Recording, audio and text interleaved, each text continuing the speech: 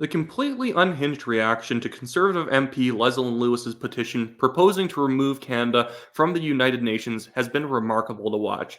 There's something about the UN that makes liberal politicians, journalists, and online leftists absolutely freak out when you say anything negative about it. And now with Lewis just proposing that maybe Canada doesn't benefit that much from the UN and we should just, leave, they're just in complete hysterics now. And their only tactic to arguing back against Lewis has been just resorting to acting like whatever she's proposing is just so ridiculous. Oh, it's ridiculous to remove us from the UN. We might lose prestige. Oh, she's crazy. This just shows how extreme the Polyev conservatives have become. How could people vote for Lewis and Halderman Norfolk, her home riding? This is all they've actually been arguing. There's nothing to their argument. They're just saying that effectively we've been in the UN a long time and removing us is radical and crazy. But here's just to cut to it. This is what Leslyn Lewis posted the other day that ended up causing this insane reaction. She said, over 60,000 Canadians have signed a petition calling on Canada to protect our national sovereignty by withdrawing from the UN and its subsidiary organizations. The petition remains open for signatures until February 7th. I absolutely support this petition, and I will link it in the description of this video below. I want you to all sign it. I think it's a great thing that people are actually questioning the role of the UN these days. It's not because I think that the UN's like crazy powerful and we have to fight back. It's crazy useless and it spreads terrible ideas. That's the real problem with it. And if you agree with me and you happen to live in my riding, Calgary Signal Hill, just a shameless plug quickly, I am running for the Conservative Party nomination in Calgary Signal Hill. So if you live in the city of Calgary, see if you live in the Calgary Signal Hill riding. And if you do, buy Conservative membership, vote for me #1 on your ballot if you want more people who would push to remove us from the UN. Anyways, getting back to it, but this just petition that is not binding. It's just showing support that Canadians don't want to be part of the UN. A lot of people are saying, well, it's only 60,000 people. Do you know how hard it is to get anyone to notice a petition and sign it? 60,000 people is insane. The left did the same thing to the Fieri petition calling for the Liberal NDP coalition government to dissolve. That it was only 260,000 people who signed it, or like 80,000. It was crazy high. And they're like, it's only like it's not even 1% of the country, or it's only 1.5% of the country. Like, that's an incredibly big number of people to sign something, considering most people do not care about politics in their day-to-day lives. But cutting back to everything that's been going on with Lewis, there was a lot of Liberal MPs and even ministers who came out to attack her. So we have Ryan Turnbull here, who says Conservative frontbench quote-unquote shadow minister is now advocating for Canada to withdraw from the UN. It's astonishing. And he uses like a little blushing face, like it's so crazy. And then he says, it's astonishing how the Conservative Party has become a haven for conspiracy theorists and extremists. Does Polyev endorse this as an official Conservative position? Okay, what is the conspiracy theorist, like how is it a conspiracy theorist position to be against the United Nations? What does Canada get out of the UN? What does the UN even do? How long has it been since the UN's done anything useful? None of these people actually can answer any of these questions. It's just something that you're supposed to be a part of because every country's on it, in terms of like the UN General Assembly. But isn't that a non-endorsement of the UN? If any country can be a part of it, that pretty much shows that membership is completely worthless. If Canada only has one vote on every single world event, same as Nauru, a tiny island, or North Korea, I don't think that's exactly a club that Canada should want to be a part of. And how much does Canada pay every single year in donations to be part of this United Nations club? Well, at least it's $76 million. That's how much Canada directly donates to the functioning of the UN every single year. And that does not count all of the staff, all the other expenses Canada puts in to having delegates who go to the UN to argue, to pay for hotels, all this stuff. And then we also give money to the WHO and other UN subsidiaries. And we sign on to their worthless agreements saying that we're going to reduce our emissions by whatever. It's this Agenda 2030 stuff, these pie-in-the-sky leftist policy goals that for some reason Canada is supposed to take deeply seriously, even though it all reads like it was put together by an 18-year-old college white girl taking sociology. It's worthless for us to be on the UN, yet all these people are still just projecting ridiculousness with it. Oh, how could you want to be part of the UN? And I would disagree with those who think, well, the UN controls the world just like the WF. It really doesn't. Both organizations are worthless. What makes the UN and the WEF so toxic, and the WHO, is that they basically do left-wing politicians' homework for them.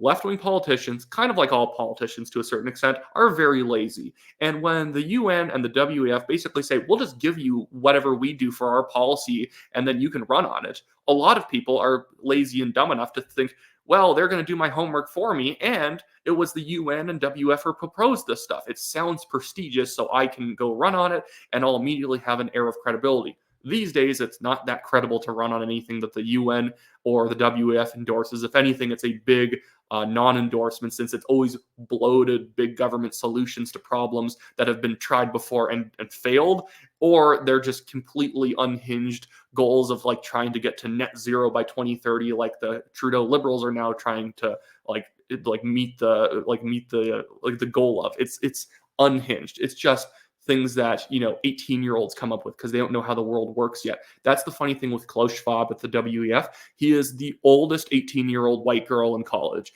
Because that is exactly how he thinks. He's like this hyper left-wing idealist who actually seems to have figured out nothing about how the world or economics works throughout his entire lifetime. But anyways, getting back to it, here's some other comments by leftists. This is Mark Miller. He says, a Canadian was literally the author of the United Declaration of Human Rights, and Pure Poilievre's team wants to scrap it and withdraw from the UN? Okay, I'm sorry. Yeah, there is the UN Declaration of Human Rights, which I guess I would agree with a lot of the points of. I haven't really read it. I don't really care what's in it. It's from the UN. It's worthless. Wasn't the UN the organization that let the Rwandan genocide go on? Wasn't the UN the worthless organization that barely did anything in Bosnia and Herzegovina during the genocide there? The last thing the UN sort of did competently was holding back the North Korean army at the start of the Korean War. And even then, if the UN forces weren't there, they would have probably just been replaced by American forces in the same, if not a larger strength of force. The Americans just assumed that the UN said that they could handle it because, well, it's the United Nations. They must be somewhat competent because it's all the nations together trying to hold back the sweep of communism. And that didn't end up working out very well. And the US still had to bail out South Korea and the United Nations forces.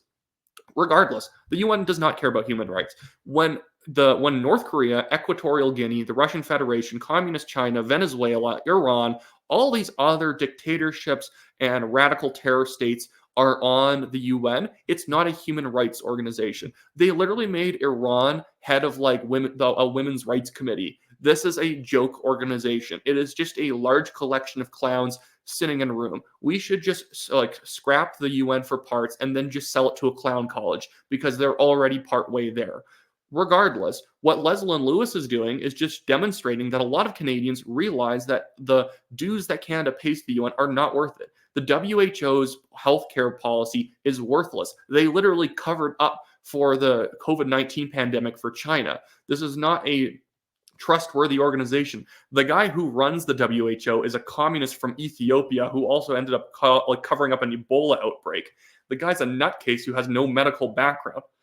Regardless, for some reason, again, as I keep going, all these leftists think that Lewis is unhinged when they literally cannot justify a single unhinged UN resolution. They literally just had to apologize for Canada voting against our ally Israel in its fight against a literal terrorist organization because Canada condemned Israel for doing its job to protect its citizens. But here's Rob Oliphant saying, surely Leslyn Lewis is not supporting Canada withdrawing from the UN. That's absurd and dangerous coming from Pure Poilievre's front bench. Is this their new foreign policy? Abandon our international obligations on human rights, women's rights, children, and so much more? Do these people think that Canada did not have any sort of human rights, women's rights, rights of children legislation before we were part of the UN? Canada was just a lawless land of people going around just shooting random women in the streets and, slavery and horrible bigotry right before we joined the UN. No, the UN is just a cover organization for a bunch of dictatorships pretending that they have commitments to good-sounding things that the UN has no power to actually achieve whatsoever. And again, the liberals have been some of the weakest people when it comes to foreign policy. They were the ones that, when Russia initially invaded Ukraine in 2014, said nothing and made jokes about it because they don't really care. They're the ones who keep defunding our military. But I guess if we vote against war happening in the UN, that means that war won't happen. unlike all the other times we've done that and wars happened anyways. The UN literally has a Security Council where Russia and China have vetoes and frequently veto any resolution against even condemning wars that those two countries are either involved in or support. This is not an organization that anyone should be taking seriously, as I keep saying. But like the pile-on has been nuts. Like Lion Advocacy here on Twitter points out just the amount of liberal politicians who, as soon as Lewis just posted the fact that her petition was doing well, came out of the woodwork all within the exact same hour. Seamus O'Regan, Pam Damoff, and a lot of the other people I just already talked about, immediately unified in like supporting the United Nations. No point to it. And then, of course, Luke LeBrun over at the execrable Press Progress came out to slam Lewis because some of the people pushing the petition are, more conspiratorial minded. I don't really like Mark Friesen very much, but Mark Friesen pumping this petition is not wrong. He's allowed to. It's a good petition. Some other people there I might not agree with on politics. I think they're more populist than I'm usually comfortable with. Same time, what's wrong with the petition? They can't actually say what's wrong with Lewis's petition or how Canada will practically suffer by not being part of the UN. Oh, we lose prestige on the world stage. Who cares? It's not a prestigious organization if anyone can be on it. Notice it's just like it's the old saying. I don't want to be a part of a club that anyone can be a part of, because that's not exactly prestigious in any way. And with Trudeau's Canada, all we've done is embarrass ourselves in the UN over the last 8 years. All we've done is undermine our own allies and prove that we're complete hypocrites. And then we sign on to radical agreements that we end up shaping our environmental and energy policy around and just damaging our economy with no benefit. No benefit. It's not like the UN notices how hard Canada's trying and then dumps some money on us. They're broke. We have to fund them. Okay, but anyways, I'm going to cut this off here because it's just becoming a bit of a rant.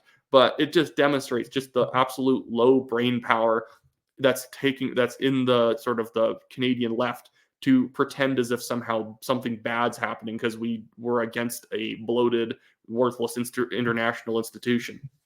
Anyways, that should be it for me today. I have my usual fundraising link in the description of this video below. That's the Give, Set, and Go link. It's for my legal fund. I'm being sued by a Chinese billionaire. It's a completely ridiculous lawsuit. He's just suing for the sake of it, to see if he could bleed us of cash and give him a fake apology over something that we were not only not wrong about, but we had just reported something the Globe and Mail had already reported 2 years beforehand, but he assumed he could bully us into giving him some sort of apology. Regardless, we're going to press on, but if you want to donate, it really helps us fight back against ridiculous lawsuits like this. And other than that, I'm also, again, just going to plug that I'm running for the Calgary Signal Hill Conservative nomination. So if you live in that riding, buy a membership, vote for me number 1 on your ballot whenever the nomination date gets called, and I'll see you guys all in my next video.